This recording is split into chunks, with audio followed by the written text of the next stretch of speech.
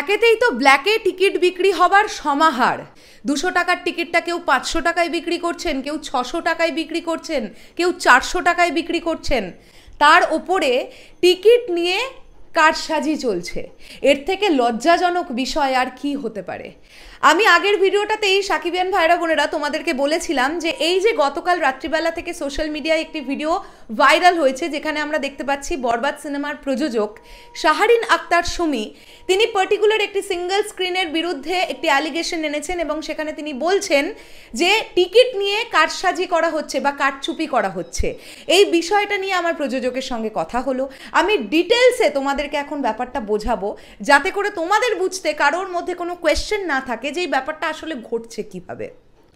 Hello আমার সাকিবিয়ান ভাইরা বোনেরা, চলে এলাম আরও একটা নতুন ভিডিও নিয়ে। আশা করছি তোমরা সবাই খুব ভালো আছো। সত্যি কথা বলতে কি, এই ঘটনাগুলো শোনার পরে আর ভালো থাকার কথা নয়। আমরা যারা বাংলা সিনেমা এগিয়ে যাক এটা চাই, কোথাও গিয়ে মনে হয় কিছু অসৎ ব্যক্তির জন্য বাংলা সিনেমা বারবার এগোতে গিয়েও বারবার হোঁচট খাচ্ছে। আর এই হোঁচট খাওয়াটা কিন্তু ঠিক নয়।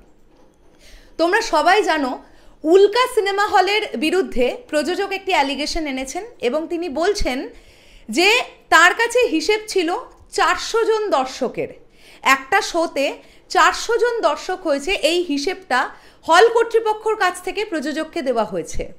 তারা একদিন হল ভিজিটে গেছেন এবং সেখানে প্রযোজকের তরফ থেকে যারা গেছেন, অর্থাৎ প্রযোজকের ম্যানেজার সহ আরও 2-1 জন, তারা গেছেন যে হেড কাউন্ট করতে।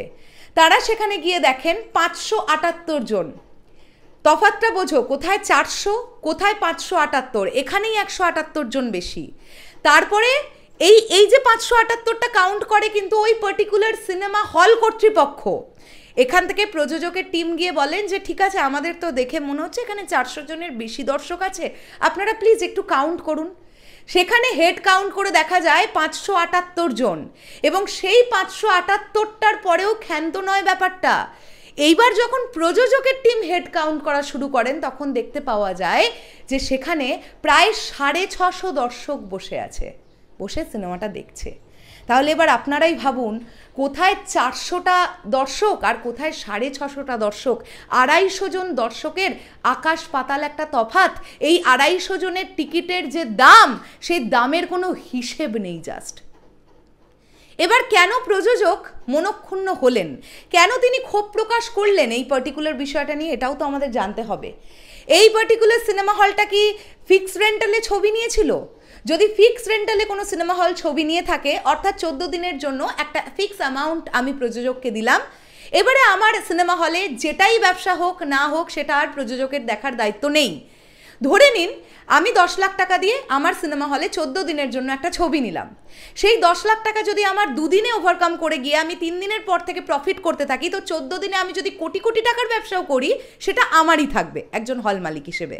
কিন্তু আমি যদি মিনিমাম গ্যারেন্টিতে ছবি নিই, এই মিনিমাম গ্যারেন্টি বিষয়টা কি? মিনিমাম গ্যারেন্টি হচ্ছে ব্যাপারটা এরকম, প্রযোজককে একটা অ্যামাউন্ট ছবিটা নেওয়ার সময় দেওয়া হলো। ধরে নিন আমি একজন হল মালিক, আমি এটা এক্সপেক্ট করছি যে প্রথম 1 সপ্তাহে এই সিনেমাটা আমার সিনেমা হল থেকে 10 লাখ টাকার ব্যবসা করতে পারে। সেখান থেকে 50% আমি প্রযোজককে দিলাম, 5 লাখ টাকা দিয়ে বললাম যে আপনি এটা রাখুন। এরপরে এই 5 লাখ টাকাটা অতিক্রম করে যাওয়ার পরে যে ব্যবসাটা হবে সেটা আমরা পার্সেন্টেজ নেব। এইটাকে কিন্তু বলা হয় মিনিমাম গ্যারেন্টি। আর এই উল্কা সিনেমা হলের হল মালিক কিন্তু মিনিমাম গ্যারেন্টিতে ছবি নিয়েছেন, নট ফিক্স রেন্টাল। ফিক্স রেন্টালে যদি উনি ছবি নিতেন তাহলে প্রযোজকের কিচ্ছু বলার থাকতো না। কিন্তু যেহেতু উনি মিনিমাম গ্যারেন্টিতে ছবি নিয়েছেন, যে টাকার টিকিট বিক্রি হবে, যত টাকা আয় হবে, তার থেকে কিন্তু প্রযোজকের পার্সেন্টেজ থাকে। যদিও ট্যাক্স ইত্যাদি ইত্যাদি সমস্ত কেটে প্রযোজকের কাছে যে অ্যামাউন্টটা গিয়ে পৌঁছয় সেটা খুবই যৎসামান্য একটা অ্যামাউন্ট। কিন্তু এই যে 250টা লোকের হেরফের হয়ে গেল, এই 250টা লোকের টিকিট তো সত্যি কারসাজি হলো, কারচুপি হলো, অবশ্যই হলো। প্রযোজকের কাছে হিসেব যে 400 লোক দেখছে সিনেমা হলে বসে, এবং তাদেরকে বলে দেওয়া হচ্ছে যে আমার সিনেমা হলে সিনেমাটা হাউসফুল যাচ্ছে। দেখুন, 10 জন 15 জন এক্সট্রা দর্শক প্রতিটা সিঙ্গেল স্ক্রিনেই হয়। ধরে নিন একটি সিঙ্গেল স্ক্রিনের হল সিট ক্যাপাসিটি 400, সেখানে 420টা লোক ঢুকে পড়েছে, এটা হামেশাই হয়, এটা নিয়ে প্রযোজক কিছু বলেন না। কিন্তু ডিফারেন্স যখন হয়ে যায় 150-200, তখন কি প্রযোজক চুপ করে থাকবেন? যেখানে এই অ্যামাউন্টটা থেকে তার নিজের পার্সেন্টেজ থাকবে, তাহলে কেন তিনি চুপ করে থাকবেন? এই কারণেই কিন্তু বরবাদের প্রযোজক তিনি মুখ খুলেছেন এবং তিনি বলছেন শুধুমাত্র উল্কা সিনেমা হল বলে নয়, আমি যেটা জানতে পারলাম প্রায় 40 থেকে 42টা সিঙ্গেল স্ক্রিন বরবাদকে মিনিমাম গ্যারেন্টিতে নিয়েছে। 40 থেকে 42টা সিঙ্গেল স্ক্রিন। আপনি ধরে নিন এখান থেকে প্রায় 30 থেকে 35টা সিনেমা হলে এই সেম সিনারিও চলছে যেটা উল্কা সিনেমা হলে চলছে। অর্থাৎ প্রযোজককে বলা হচ্ছে একটা অ্যামাউন্ট দর্শক, আর সেখান থেকে যখন যাওয়া যাচ্ছে, হেড গোনা যাচ্ছে, দেখা যাচ্ছে কোথাও গিয়ে 150 বেশি, কোথাও গিয়ে 200 বেশি, কোথাও গিয়ে 250 বেশি। তাহলে এইভাবে প্রযোজকের লস না? আপনারা, আমি উল্কা সিনেমা হলের কথা বলছি, যখন একজন সিনিয়র মানুষ গেছেন আপনাদের হলে হেড গুনতে, আপনারা কিভাবে তাদের সঙ্গে এরকম খারাপ বিহেভিয়ারটা করলেন? সিনেমা নেবার সময় আপনারা কিন্তু ভীষণ ভালো ব্যবহার করেছিলেন প্রযোজকের সঙ্গে, আর প্রযোজক তো বলেননি আপনাদের সিনেমা দেবেন না। ঠিক যেমন রুলসে বাকি সবাইকেও সিনেমা দিচ্ছেন, ঠিক তেমনই রুলসে আপনাদেরকেও সিনেমা দিয়েছে। তো এইভাবে যদি প্রযোজককে ঠকাতে থাকেন, এইভাবে কি একটা সিনেমা ইন্ডাস্ট্রি গ্রো করবে? আজকে যদি প্রযোজক মনে করেন যে আমার এই ইন্ডাস্ট্রিতে কাজ করা মানে ঠকে যাওয়া ক্রমশ, তাহলে তিনি কি আর নেক্সট ছবিটা প্রডিউস করবেন? তাহলে কি আপনারা বরবাদের মতন আর একটা ছবি পাবেন? এত বড় লার্জার দ্যান লাইফ একটা ছবি। আর যদি আপনারা লার্জার দ্যান লাইফ ছবি না পান, তাহলে বরবাদের মতন ব্যবসাটা আপনাদের সিঙ্গেল স্ক্রিন থেকে হবে? আপনারা হয়তো অনেকেই এখন বলতে পারেন যে সারা বছর আমাদের সিনেমা হলে সিনেমা চলে না, এই বছরে তো দুবারই হয়, তাহলে আমরা কি করব? আমাদেরও তো আমাদের সিনেমা হল বাঁচাতে হবে, তাই বলে এইভাবে বাঁচাবেন? প্রযোজককেই ঠকিয়ে দিচ্ছেন। ধরে নিন এক একটা টিকিটের প্রাইস, ধরে নিন আমি খুব কম করে বললাম, খুব কম করে এক একটা টিকিটের প্রাইস ধরে নিন গড়ে 100 টাকা। 250টা লোক বেশি ঢোকা মানে সেখানে 25,000 টাকার একটা গড়মিল তো এখানেই চলে এলো, যে 25,000 টাকা পুরোটাই ঢুকবে হল মালিকের পকেটে। অথচ যেখানে এই অ্যামাউন্টটায় কিন্তু পার্সেন্টেজ আছে প্রযোজকেরও। প্রথমত আপনারা কিভাবে একটা 400 সিট ক্যাপাসিটির হলে 650 মানুষ ঢোকাচ্ছেন এটাই জানা নেই। একটা অঘটন বা দুর্ঘটনা ঘটে যেতে কতক্ষণ লাগে? জাস্ট কতক্ষণ লাগবে? একটা ছোট্ট একটা উদাহরণ দিই, শুনুন। কে আপনারা সবাই চেনেন, সঙ্গীত শিল্পী কে, তিনি কলকাতাতে একটি অনুষ্ঠান করতে এসে সাফোকেশনে মারা গিয়েছেন। কেন জানেন? যে সিট ক্যাপাসিটি বা যে মানুষ ধরে রাখার যতটা ক্যাপাসিটি ছিল নজরুল তীর্থের, তার থেকে ডাবল ট্রিপল ক্রাউড ঢুকে গিয়েছিল, সাফোকেশনে মারা গেছেন কে। তো এরকম কিন্তু দুর্ঘটনা ঠাকুর না করুক ঘটুক, কিন্তু ঘটে যেতে কতক্ষণ? আপনারা কিভাবে এইভাবে এতজন বেশি দর্শককে আপনাদের সিনেমা হলে বেশি করে এন্ট্রি দেওয়াচ্ছেন? 25 জন 30 জন মানা যায়, তাই বলে 250 জন? আর অচিরেই মিথ্যে কথা বলে যাচ্ছেন, যখন দেখছেন ধরা পড়ছেন তখন প্রযোজকের টিমের সঙ্গে দুর্ব্যবহার করছেন, বলছেন আপনারা বেরিয়ে যান এখান থেকে। এরপরে যদি নেক্সট ফিল্মটায় বরবাদ প্রযোজক মনে করেন আপনাদের সিনেমা হলে আর সিনেমাটাই দেবো না আমি, তাহলে কি করবেন? তখন কি করবেন? মেগাস্টার শাকিব খানের সিনেমাটা যদি না পান, এমন তো নিশ্চয়ই আমরা আশা করব হবে রিয়েল এনার্জি প্রোডাকশনের ব্যানারে মেগাস্টার আবার আসবেন। তখন যদি এই দুর্ব্যবহারটা তারা মনে রেখে দেন আর যদি বলেন যে এই সিনেমা হলটাকে আমরা ছবি দেব না, তখন ব্যবসা করতে পারবেন তো? সব কিছু ব্যবসাটা আমরা বলি মা লক্ষ্মী, তো সেটার মধ্যে একটু সততা তো রাখুন, মিনিমাম একটা মিনিমাম সততা রাখুন। প্রত্যেকটি সিঙ্গেল স্ক্রিনে খুব ভালো যাচ্ছে বরবাদ, মিথ্যে কথা বলবার কোনো দরকার নেই।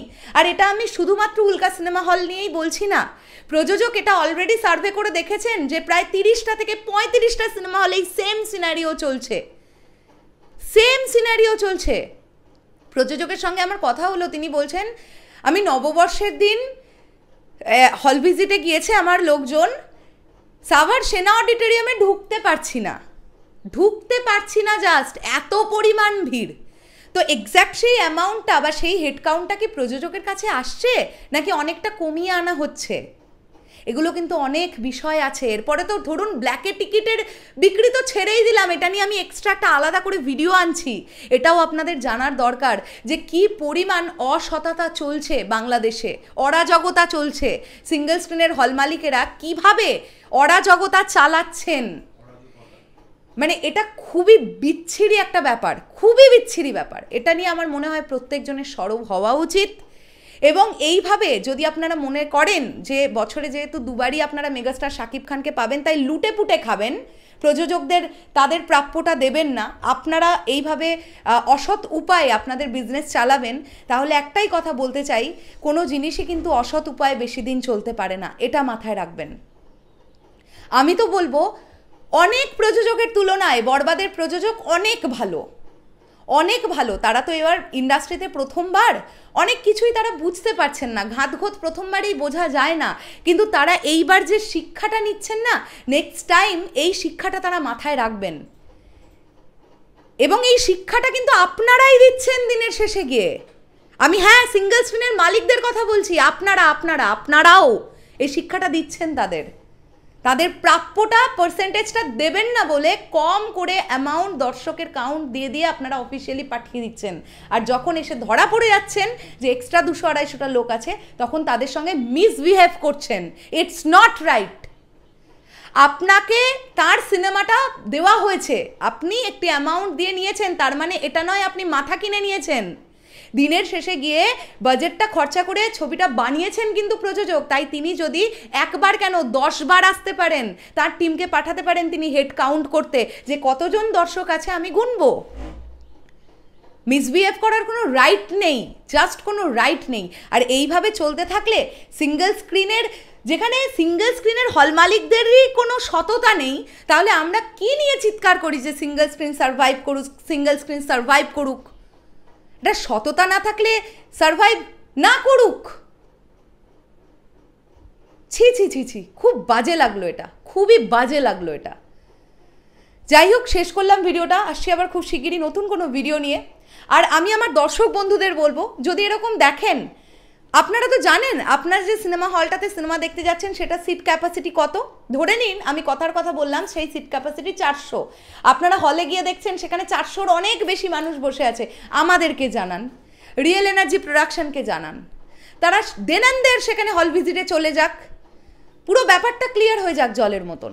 কারণ 200-250 এক্সট্রা মানুষ not a matter of joke, অনেকগুলো টাকার হেরফের, কিন্তু জাস্ট অনেকগুলো।